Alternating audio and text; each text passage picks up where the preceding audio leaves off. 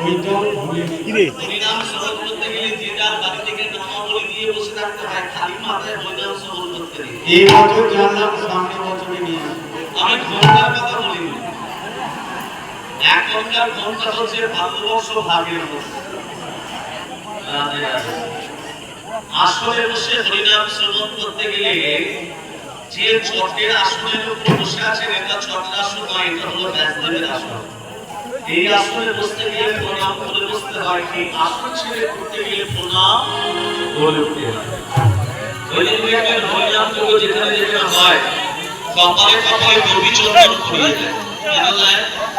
কপালে কপালে গোপী চন্দন করিয়ে দেয় এই জন্য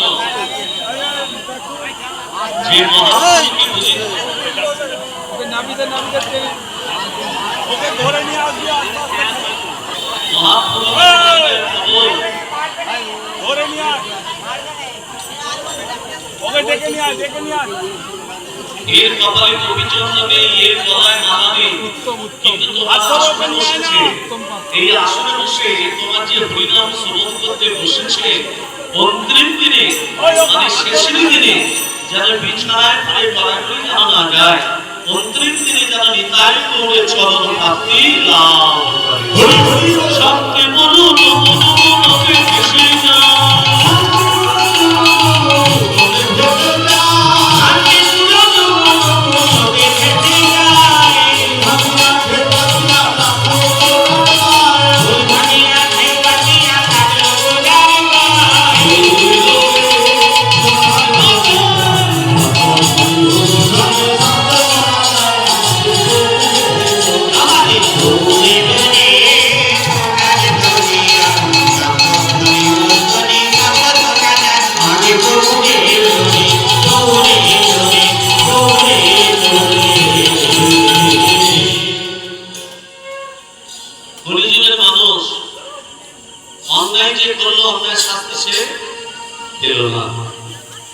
অন্যায় করছে একজন, অন্যায় শাস্তি পাচ্ছে অন্য আরেকজন।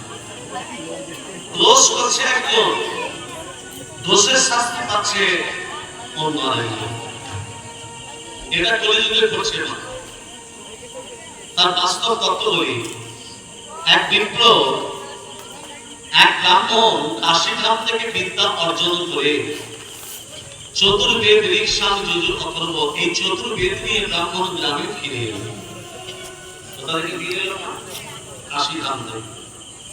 তার ব্রাহ্মণ যেই গ্রামে ফিরে এসেছে, গ্রামের রাজা ব্রাহ্মণকে বলে, ব্রাহ্মণ তুমি যে এত বিদ্যা অর্জন করেছো, আজ থেকে তুমি আমার পুরোহিত হিসাবে নিয়োগ করবে। পুরোহিত। ব্রাহ্মণ তখন হাত জোড় করে বলছে, হে রাজন, আমি কারো পুরোহিত হিসাবে থাকতে চাই না, যদি আপনি মনে করেন আমাকে একটা মন্দির করে দিন, ওই মন্দিরে মাদুকরি করে যেটুকু পাবো, মাদুকরি মানে না ভিক্ষা, ভিক্ষা করে যা কিছু পাবো রাধা মাধবের সেবা দিয়ে প্রসাদ আমি পাবো। ঠিক আছে ব্রাহ্মণ, তুমি যখন বলছো তোমাকে আমি মন্দির করে দিলাম।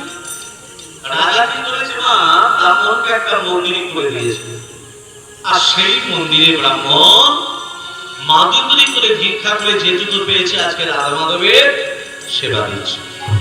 কেমন করে রাধা মাধবের সেবা দিচ্ছে?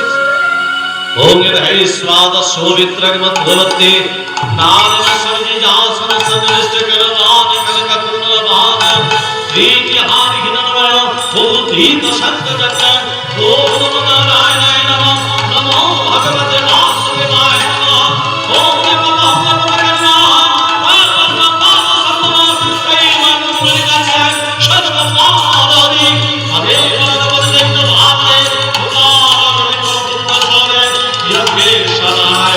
विष्णु विष्णु निराशय नाम जगदीश रक्षा।